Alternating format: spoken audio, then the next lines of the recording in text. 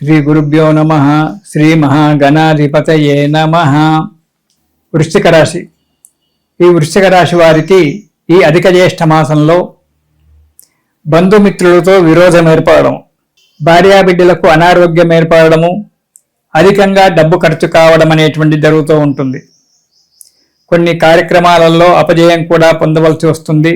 కానీ ఉత్తరార్థంలో అంటే జూన్ 1-2 తారీఖులలో నుంచి కొద్దిగా ఉన్నతి జరిగేటువంటి ఒక ఆస్కారం కనబడుతుంది. అనుకున్నటువంటి ఒక కార్యక్రమాలు నెరవేరడం జరుగుతుంది. యత్న కార్యసిద్ధి, అనుకున్నటువంటి ఒక పనులన్నీ కూడా నెరవేరడానికి ఉంది. కొత్త వారికి కొత్త ఉద్యోగాలు దొరకడము, ఉద్యోగ ప్రయత్నం చేసేటువంటి వారికి ఉద్యోగాలు దొరకడము, సంఘంలో గౌరవ ప్రతిష్టలు పెరగడము జరుగుతుంది. శ్రమకు తగ్గినటువంటి ఒక ఫలితాన్ని పొందడము, జూన్ 2వ తారీఖు నుంచి మీకు అనుకూలమైన ఒక వాతావరణం ఏర్పడి ఆనందంగా ఉండడం జరుగుతూ ఉంటుంది వృశ్చిక రాశి వారికి. ఇక మొదటి వారం గనక చూసుకున్నట్టయితే కులాచారాల పట్ల శ్రద్ధ పెరగడము, ఇంటిలో శుభకార్యాలు చేయడము జరుగుతుంది. కానీ లేనిపోని ఆపదలు కొన్ని వచ్చి పడతాయి. వాటిని మనోనిబ్బరంతో అడ్డుకోవడం మంచిది, సహించడం కావాల్సి వస్తుంది. ఎవరైతే మీరు ఎక్కువగా నమ్ముతున్నారో వారే మిమ్మల్ని మోసం చేయడానికి ఆస్కారం ఏర్పడుతుంది. కాబట్టి లావాదేవీల విషయంలో చాలా జాగ్రత్తగా ఉండడం మంచిది. ఇక 2వ వారం గనక చూసుకున్నట్టయితే ఇంతకుముందు పెండింగ్లో ఉన్న కార్యక్రమాలన్నీ కూడా పూర్తవుతాయి. ఇంతకు ముందున్న కష్టాలు తొలగిపోతాయి.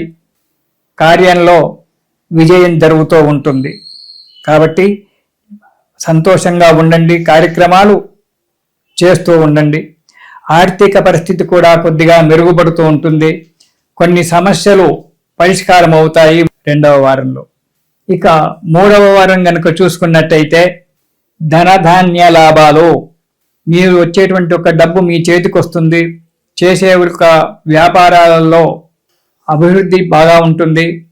ఆశించినటువంటి ఒక లాభాలన్నీ కూడా పొందుతారు. చరాస్తులు కొనుక్కోవడానికి అడుగు ముందుకేస్తారు. మీ యొక్క కుటుంబ సభ్యుల యొక్క ప్రోద్బలం కూడా ఉంటుంది. దానివల్ల చరాస్తులు కొనుక్కోవడం జరుగుతూ ఉంటుంది. ఇక 4వ వారం గనక చూసుకున్నట్టయితే ఆర్థిక పరిస్థితి బాగానే ఉంటుంది. కానీ భార్యాబిడ్డలకు అనారోగ్యం ఏర్పడము, కుటుంబంలో చిన్న చిన్న కలహాలు ఏర్పడము, కొంత డబ్బు నష్టపోవడము అనేటువంటిది జరుగుతూ ఉంటుంది.